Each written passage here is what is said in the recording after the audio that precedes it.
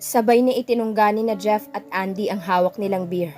Kasalukuyan silang nasa bagong bukas na nightclub ni na Andy, ang Heaven's Peak.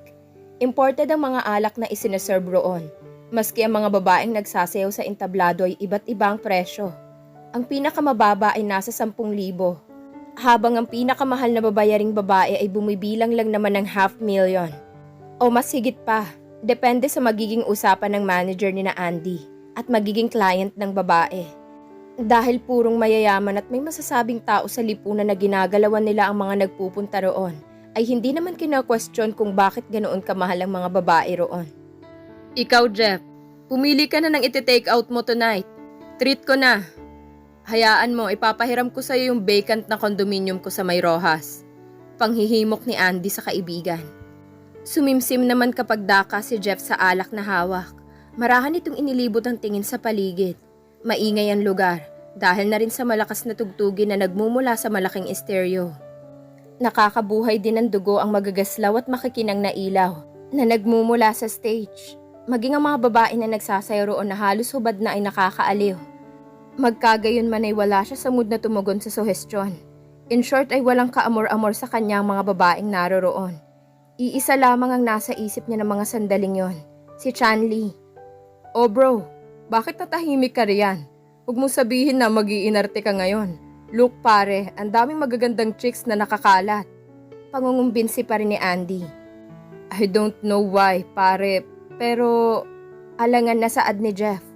Pero ano, si Chanley ang nasa isip mo. Wow bro, bumaliktad na ba ang mundo? Mukhang nalulusaw na yung matigas mong puso oh. Kantsaw pa ni Andy. Sira ulo, manahimik ka nga. Naiilang na sagot ni Jeff. Ngunit hindi maalis sa labi nitong isang matamis na ngiti. Natatawa naman si Andy.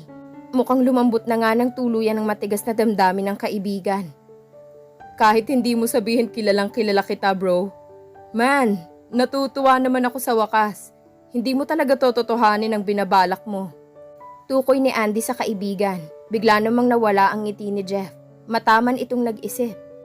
O bakit mukhang may iniisip ka? Ayaw mo bang totohanin na lamang napakasalan si Chanley? Tanong ni Andy. Matagal bago hindi nakaimik si Jeff. Mataman pa rin itong pinag-iisipan ang dapat sabihin sa kaibigan. Nagsindi muna ito ng yosi at marahan na bumuga ng usok. Naiiling siya. Ang ipinaalam niya ay walang babae sa pupuntahan niya kay Chanley. Pero nasaan siya ngayon? Nasa nightclub siya at pinapalibutan ng mga babae. Anumang oras na nanaisin niya ay maaari siyang makipagniig. Pero wala siyang kagana-gana sa mga oras na yon. Tingin niya sa lahat ng babae na naroon ay walang apil rito. Sa mga nakaraang araw magmula nang matagpuan niya sa may resort ang dalagay, hindi na nawala sa isip niya ito. Tumatak din sa isip ni Jeff ang nice na katawan ni Chanley noon sa may pool na pag-aari nitong resort, kung saan isang puting one-piece swimsuit ang suot nito. Sa mga sandaling yun ay muntik na niyang hindi napigilan ang sarili. Kulang na lang kasi hilain niya si Chanley papasok sa isa sa mga guest rooms ng resort nito. Isa pa kitang-kita niya na halos lahat ng kalalakihan na guest ng resort nila ay kay Chanley nakatutok ang pansin. Gusto niyang takpan ito ng mga sandaling yon, pero natitiyak niyang magtataka at lalo lamang siyang aawayin ni Chanley. Incredible! She became more beautiful and stunning this past long years. Totoo nga ang kasabihan na habang tumatagal ay lalong rumirikit ang kagandahan ng isang babae. Lalo kapag iniiwan ng isang katulad niyang duwag na magseryoso pagdating sa ngalan ng pag-ibig. Naiiling na lamang si Jeff sa mga naiisip. Baliw na talaga siya. Hindi ko alam, Rod. Nagugustuhan ko actually ang nararamdaman ko, especially kapag nagkakalapit kami ni Chanley. Kaso, natigilan si Jeff. Maang naman siyang pinakatitigan ni Andy. Kaso ano? Naguguluhan na tanong ng kaibigan kay Jeff. Ayaw kong magpatalo sa plano ni Dad. Gusto kong patunayan na mali ang pakikialam niya sa buhay ko. Na hindi magiging successful ang mga balak ng magaling kong ama. Gigil na bigkas ni Jeff. Ikaw pare, desisyon mo yan. Ano man ang kahihinat na ng pagpili mo, huwag kang mag-alala. I'm always at your back bro. Kami ni Lawrence. Tugon ng kaibigan. Sa sinabi ni Andy ay napayapa ang loob niya. Let's cheer for that bro. Sa ngayon magse-celebrate tayo sa malapit na pagtatapos ng pagiging bachelor mo. Oh man, ako na lang palang maiiwan na binata sa grupo. Natatawang anas ni Andy. Agad itong nilapitan ng dalawang nice na babae. Naiiling na lamang na nagpatuloy sa pag-inom si Jeff. Hinayaan niya magpakalangu sa alak ngayon dahil mag-uumpisa siyang mag-focus kay Shanley upang mapalabas sa ama niya na bukal sa loob niya ang gagawing pagpapakasal. Sa loob-loob niya ay sana mapigilan niya ang sariling mahumaling sa ex niyang si Shanley. Ang kailangan lang naman niya ay ang anakan ito at boom! Maibibigay na niya sa amang ninanais nitong magkaapo sa kanya. Sa kanya isa sa katuparan ng pag-anal sa kasal nila. Pagkatapos, pasado 10:00 na ng gabi, ngunit nanatiling hindi dumarating si Jeff.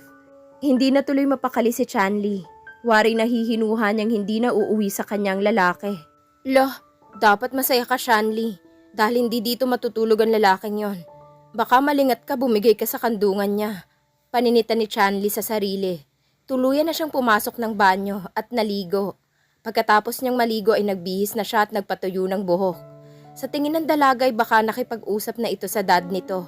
Marami pang sumasagi sa isip na napagtuunan ng lahat ng yon dahil tuluyan na siyang iginupo ng antok. Ngunit nakapagtatakang nanatiling nakaukit sa balintataw ng dalagang anyo ni Jeff. Nanatili pa rin nakahiga si Jeff sa malambot nitong kama sa kanyang silid nang makarinig siya ng sunod-sunod na pagkatok. Pasado 1:00 na ng madaling araw siya inihatid ng isa sa mga tao ni Andy sa kanilang mansyon. Magkagayon man ay tuluyan ng bumangon ng binata. May mahalaga siyang aasikasuhin ngayon. Magiging abala siya sa mga susunod na araw. Hello, brother. Good morning. Kamusta? Mabuti naman at pinayagan ka na ni Daddy na bumalik dito. Huwag mong sabihin, oh my God, pakakasalan mo na talaga si Ate Shanley for good? Sunod-sunod na sabi ni Bea, napakunot noon naman at puno ng pagtataka si Jeff kung bakit at saan nalaman ito ang tungkol sa bagay na yon. At saan mo naman niya nalaman? Tugon ni Jeff. Dumiretso na ito sa banyo upang makapaghilamos na rin. Habang si Beatrice naman ay binuksan na ng tuluyan ng mga kortina at bintana upang makapasok ang sariwang hangin sa loob ng silid. Ako pa ba Kuya Jeff? Close kami ni Andy no? Nakikinita kung may lihim din siyang nararamdaman sa akin. Yun nga lang naiilang lamang yun dahil magkaibigan kayo kaya hindi niya ako maligaw-ligawan. Naiiling naman si Jeff. Asa ka pa kasi Beatrice. Babaero yun. Imposibleng pansinin ka nun. Sigaw na pabalik ni Jeff. Ikaw naman kuya, huwag mo namang sirain ang loob ko. Basta makikita mo magiging kami rin ni Andy. Nakapout na sabi nito. Bahala ka. Binalaan na kita kaya huwag ka nang umasa no? Naiiling na sabi ni Jeff. Tuluyan na itong lumabas ng silid habang si Bea naman ay nakasunod sa kanya. Patuloy pa rin ito sa pagkalikot sa hawak na Android phone. Hanggang sa matigilan at magulat si Jeff sa ginawang pagtili ng kapatid. Lahat naman ng mga katulong na nakakalat sa mahaba at marangyang pasilyo ay napatingin sa gawin nila. Hoy, manahimik ka nga kung makatili ka riyan, sita ni Jeff. Paano ba naman kasi kuya? Loko, darating pala this month si Norvin. OMG, long time crush ko kaya to. Nag-uumpisa pa lang siya, nakasubaybay na ako. Kinikilig na sabi ni Beatrice. Bahagya namang nasilip ni Jeff ang ipinapakitang profile nito sa sariling gadget. Natigilan pa siya na hindi niya mawari. Tila may naramdaman siyang kakaiba habang tinitingnan ng pares nitong mata. Bigla siyang natahimik at nawala ng masasabi. Kahit panay pa rin ang dada ni Bea sa idol nito. Tuluyan na silang pumasok sa loob ng dining area, kung saan naroon na nakaupo ang ama ng dalawa. Nasa hapagkainan ng mga masasarap na putahe na inihanda ng kanilang chef. Good morning, Daddy! How's your sleep? Bati ni Bea rito. Agad itong humalik sa pisngi ng matanda. Magiliw naman na sumagot ang ama nila rito. Wala itong masasabi sa anak na dalaga dahil masunurin at napakamaalalahanin nito sa kanya, habang ang nakatatandang kapatid naman nito ay kabaliktaran ni Bea.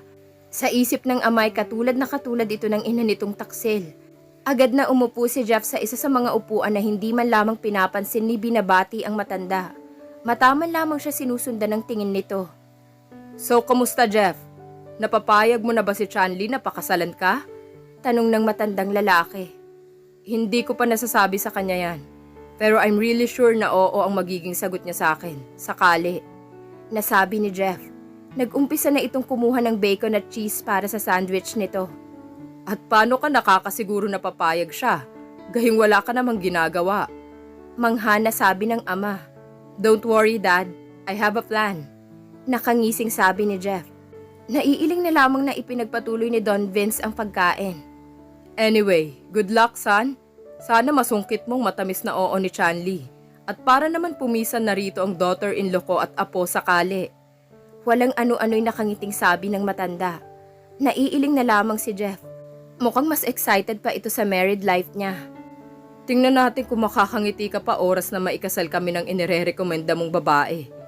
Tusong bulong mula sa isipan ni Jeff lamang. Nakabusangot na nakaupo lamang sa may pool ng kanilang resort na mga sandaling yun si Chanli. Maganda ang klima. Hindi gaanong masakit sa balat niya ang dapyo ng hangin sa hapon na yon. Ilang oras na siyang nakaupo sa may tabi ng pool. Habang nakalublob ang dalawang paa niya sa may tubig, mag-aalas 6 na. Abala ang mga tauhan niya sa pag-aayos ng palamuti sa buong kapaligiran. Ang pagkakaalam niya ay magkakaroon ng engrandeng okasyon sa resort niya. Isang engagement party ang magaganap ngayong gabi. Mag-uumpisa bago lumubog ang araw sa takdang oras. Mapait na napangiti si Chanli. Kung hindi lamang nakiusap ang bayaw niyang si Peter na hiramin ang resort niya para maging venue sa gaganapin na party, ay mas nanaisin ni Chanli na walang gagamit niyon ngayon. Dahilan lang naman ng sobrang pagka-disappoint niya kay Jeff. Paano ba naman kasi? 3 araw na itong hindi nagpakita sa kanya. Sa 3 araw na yun ay nagmukmuk lamang siya sa private suite niya, sa kanyang resort. Question na ang sarili kung bakit ganoon na lang siya kadaling isinantabi ng binata. Ano ba yan, Chanli? Huwag kang tanga. Mas lalong di ka dapat mag-assume sa bagay na malabong mangyari. Ginagamit lamang siya ng binata. Wala sa katulad ni Jeff ang magpapakaabala sa isang katulad niya. Sino ba siya para pag-ukulan ng mahahalagang oras nito? Matamang nakatitig sa malinaw na tubig sa may pool ito, habang hawak niya sa kanyang palad ang champagne. Maaga pa para maglasing siya, ngunit yun ang nais niyang gawin. Nanatili pa rin siyang nakaupo nang maramdaman niyang may isang pares ng binti ang tumigil sa tabi niya. Hindi na niya pinagkaabalahan na iangat ang muka dahil natitiyak niyang si Peter na naman yon. Kukulitin na naman siya nitong itigil ang pag-inom. Chanli, mag-iinom ka na lamang ba dyan? Biglang imik ni Jeff, kaya upang mabilis na bumaling si Chanli rito. Sa lubong ang kilay na napatayo ang dalaga. Muntik pa siyang mabuwal kung hindi lamang siya agad na hinawakan ni Jeff sa siko. Hoy! Ang kapal ng mukha mong magpakita. Tarantado ka. Matapos mo akong iwan sa ere. Ngayon, papakita ka. Lasing na to ngayon ni Chanli sa kaharap na lalaki. Natatawa lang naman si Jeff na tila na aliw pa sa nakitang galit sa anyo ng dalaga. Walang ano-ano'y bigla na lamang siyang siniil ng halik sa labi ni Jeff. Tuluyang nahimasmasan si Chanli dahil imbes na itulak ito'y kusang yumakap siya sa binata. Sa halik na yun ay nawala ng parang bula ang lahat ng hinampo niya rito. Unti-unting nagsituluan ng mga butil ng luha sa mata ni Chanli. Habang nakapikit ito, tinahayaan lamang na magpakasasa sa labi niya si Jeff. Matagal bago binitiwan ni Jeff ang labi ng dalaga. Why are you crying? Ganoon na ba ako kasama sa paningin mo, honey?